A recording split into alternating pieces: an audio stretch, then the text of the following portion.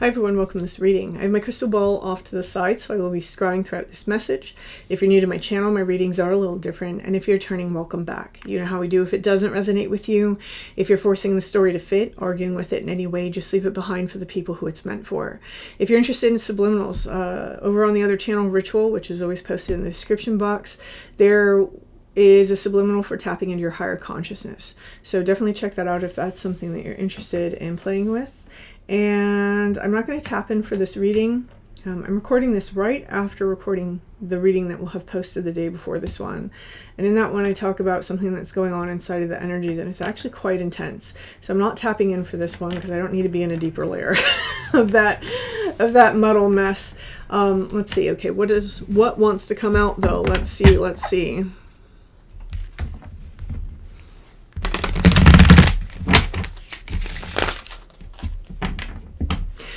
I'm noticing on the cut I had the Piper and I had the Singer of Initiation. Now from this deck I can't show all the cards on YouTube unfortunately because of the nudity. But with the Piper and the Singer of Initiation, there's something that's opening up for us that is almost like a new seductive song, right? There's some sort of call, some sort of lull or pull into something.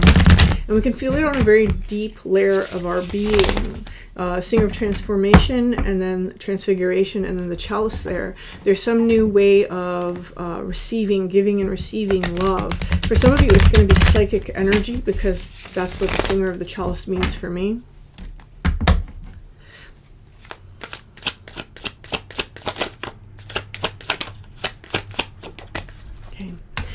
There is some sort of understanding or awareness that has recently come in. When we see Solace, this is almost like this phoenix energy. And so there's this sort of understanding or awareness of some sort of mask that has been lowered. So we've seen some way in which we haven't necessarily been our fullest self. I don't want to say our truest self, because a lot of people get in denial when you use that term. But really our fullest self, right? That's really what we mean anyway. And someone here, you've realized this, and you've allowed yourself to drop the guard, drop the self-protection, drop the need to appear a certain way, to placate a certain way, and you're letting yourself be seen for the first time.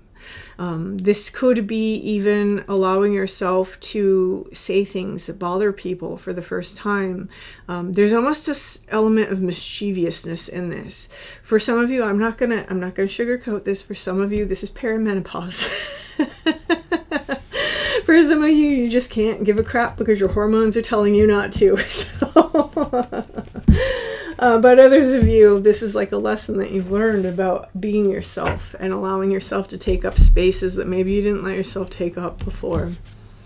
Here we have the Warrior. This is a brand new warrior-like energy that's emerging. And this is kind of interesting because we have this sort of rainbow energy that's coming over this, and then we have the snake. Now, the white snake appeared in a reading a few days ago. I'm seeing that theme kind of continue here inside the energy. There is some sort of hopefulness or some sort of all the shades that exist within me, right? That's the energy, is all the shades that exist within me. And now I'm shedding a layer so that those can be revealed. There's something that is over inside of our lives now as we're undertaking that process. And in the death of this thing, we're envisioning a new future. Now, this new future that we're envisioning, at times it may have different facets to it, right? There may be many things that we're envisioning for ourselves, or the thing that we're envisioning may have trouble settling into a particular frame. So if that's you, it's really good to try to focus or to allow yourself to feel the energy that you want to feel, the emotions that you want to feel in the future, and allow that to kind of plant the seed for your subconscious to direct yourself there. There is something here about removing blocks. So whoever this message is for, you've removed some very significant blocks out of your life, whether those are beliefs or those are events, situations, and people. Okay. Okay, I'm being told to take this, and take the next one here. Okay, and then the next one. Okay, the next one. Cut the deck, and then that one is what is crossing this. Okay, whew, there we go. So we had some sort of false fear that we had to overcome, right? Whether this is a false fear about, oh, you know, like I'm afraid to leave this person, I'm afraid to leave this job, I'm afraid to believe in myself, I'm afraid to say the thing, whatever it is, there's some sort of false fear that we had to kind of overcome. And what was blocking us was getting into this energy of Mikamuckle. Mikamuckle is about, basically for me, it's about doing the thing and being happy about it, being like, oh, well, whatever happens, it's kind of this mischievous energy, allowing ourselves to say, you know, for once in my life, I'm going to pick myself and see what happens. It's kind of that energy, or I'm going to go and do this thing and I'm going to enjoy the process, even if it's something that at first is painful. So someone had to get themselves in that energy, because allowing oneself to step into that energy and to be a little bit more playful about something, or to understand that, you know, they're not going to shrivel up and die if you leave their life, right? You can't be accountable for that. They're not, you know, the job isn't going to, the company's not going to fall apart if you leave when you're just another worker. And if it does, there's something already wrong there, and that's not your responsibility. Or it's, you know, if I believe in myself more, there's nothing terrible is going to happen out in the world. And there's nothing terrible that's going to happen to me.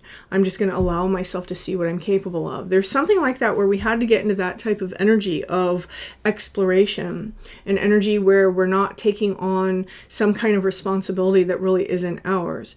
And when we got into that energy, this is where some sort of healing process kicked off here, because we have the singer of the healing at the very top. I will show this one. Now, for some of you, this is about, with that blue color, it's about saying something or not saying something. Maybe you're somebody who you try to explain to people too much. This is going to be about balancing that throat energy and not saying something.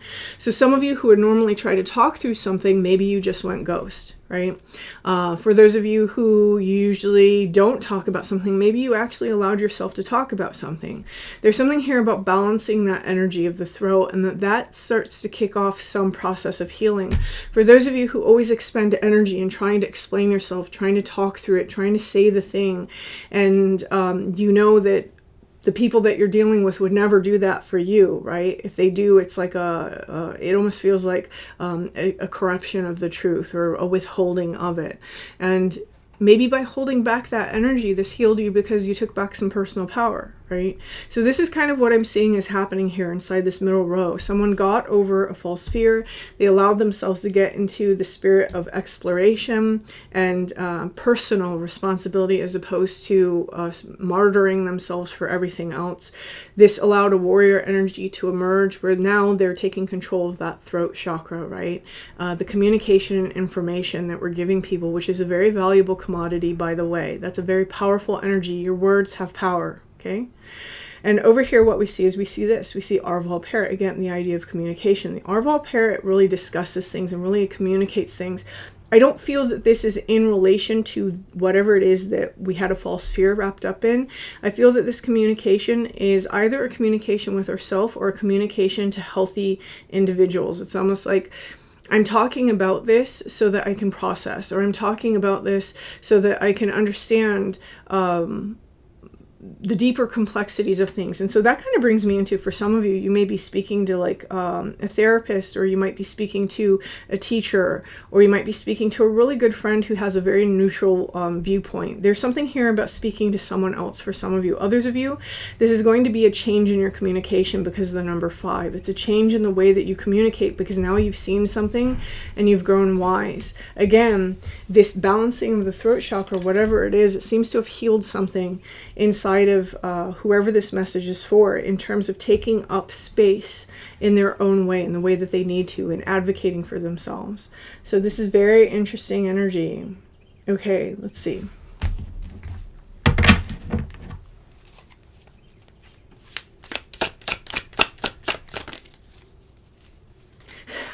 So much about communication. This is the orator, communication and confidence. I think that speaks for itself. And again, notice how there's this third eye element coming in with that over the skull, and notice those rays, right? What I'm envisioning for myself. For some of you, I am going to say this.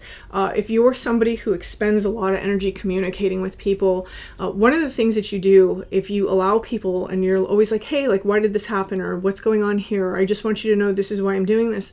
One of the things that you're doing is you're opening up space Sometimes it can be clear communication, but I'm really speaking to people who do it too much. What you're doing is you're just giving people your power, right? You're giving people your power and you're telling people how to lie to you better.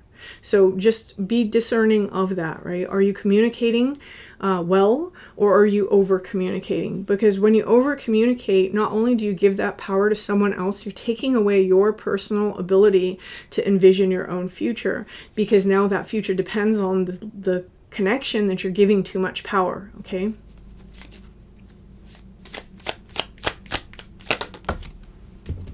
Okay, and here we have the King, control, reversal of fortune. So I do feel that some of you were dealing here in a situation that was taking way too much power from you, and that this is a method of control. Sometimes when we find ourselves being the one to over communicate, why? It's because someone else isn't. Right? And that is a method of control. I see that someone here again, some of you who have that storyline, you stopped communicating. You didn't communicate. And that's how you took back your power. This is reversal of fortune, right? So this is really about this air energy with the King and that sword there, really being able to master that sword, not giving it away willy-nilly like the Page of Swords does. The Page of Swords, he's very curious, he communicates a lot, he just, but that's an immature form of communication. Even if how you communicate is a mature way, not being able to control where you're placing that energy is still an immaturity of the sword suit. It's 11:11 as I look up. And so someone here, this is you basically maturing how you handle that sword. Okay.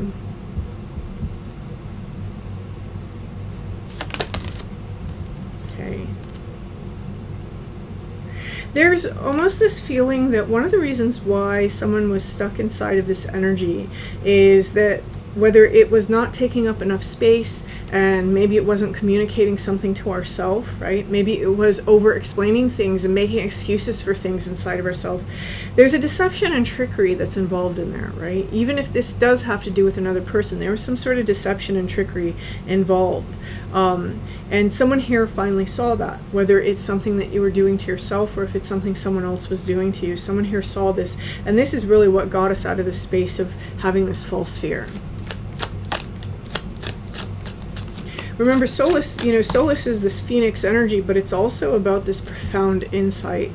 When we have Solace, its number is 13, which in the tarot is the death card. It's where we're completely changing the mode that we operate at. It's completely changing the controllers, right? So someone here, maybe you were always controlled by a sense of guilt, or always controlled by a sense of responsibility. This is where this is changing. And with the Singer of Healing, this is a part of us that is starting to heal and understand that these stories aren't true. Here with the Runaway, this is secrets running from problems. Again, I do think that for some of you, this may have been an issue. And so this is showing up here next to Jehovah and Arval the Parrot to say that you're entering into a time period where you're going to be seeing whatever it is that you were basically running from. If you were running from something, that's not going to be for everybody. But for some of you, you may have even recognized that someone was keeping a secret from you, and that may be what helped you get over this false fear as well. There may be a communication in the future about that if you want there to be. I would say there's not really a reason. If you suspect, it's bad enough, right? It's like, unless you're dealing with like a whatever, that's not even in this reading. For this reading, if you even suspect that was happening, then it's bad enough. It just means that people aren't right for each other. The situation wasn't right for you, whether it's a person, a job. There's something here also about the secrets within ourselves opening up. So I think that this overall is a really good energy, because it means that we're unloosing something, we're unleashing something. Okay, one more card. Center. Ooh, that one? Okay. And then we have the Spy Master, knowledge and distrust. So there is a lot of trust issues here, whether this is not being able to trust yourself, or if you were dealing with somebody or a situation or a group of people, maybe it was a family, where we didn't really have trust, right? There are two keys showing up in these cards. One is on this distrust card and the other one is on secrets. So the key is really representing of opening things up, of getting into those closed spaces. So I think that whoever this message is for, there was definitely something here regarding trust, and just the fact that it triggered certain trust things, I think, is really all that you needed to know. And I think that that may be one reason why someone kind of disconnected from something, if this was about a person. For those of you who this is about really trusting in the self, I think you're learning how to do that now. That cage of not trusting the self is starting to open up, and it's because you are opening up this communication with yourself, particularly about ways that you might keep yourself stuck due to false fears. Okay, being told to, again, the Oak Man is really bringing a lot of grounding, a lot of wisdom into this reading. So whoever this message is for, it's like you just went through a life lesson. That's kind of how this feels. We have the Sailor, new influences and wanderlust. Again, getting into this exploratory energy, allowing ourselves to embark on a new path. And the Archer, biding your time and planning ahead. And so that's kind of speaking to me about that same third eye energy. Now, if you're watching this around the time that I'm posting this, the time of Sagittarius may be very important for you, anywhere from Sagittarius to Pisces. And I'll show you why I'm saying that. We have the Archer, literally Sagittarius, and then we have those two fish there, which is Pisces. This may be a very important time for you in terms of how you're healing from this inability to trust the self, or how you're healing a particular type of energy that maybe kept you stuck within a particular situation. This may even be a cycle, and how you're taking back your power with communication, or the ability to not communicate. Sometimes you just gotta shut up. Sometimes you just have to stop explaining yourself to people. Okay, let's see. What else am I doing here? Okay, there's one final card that wants to come out. And so this is really the last card here, the top one. And this is about unity. So some of you, this is really coming into balance with yourself, really coming into balance with alignment is kind of how that's speaking to me. And some of you, this may be coming into alignment with another person, but the overall message of this card, because it is a number one, is that even that starts with being unified within yourself. So this whole message is saying that no matter what your storyline is, there's some sort of power that you've taken back for yourself, and you've allowed yourself to see yourself in a new way. This is growing some sort of wisdom within you, and it's required you to have this exploratory energy. What this is doing is this is putting you into greater alignment, and this alignment essentially is opening up new opportunities and new paths for you, especially within the energy of unity. So I'm going to leave this here. If this resonates for you, please hit that like button. Feel free to leave me a comment, and until next time.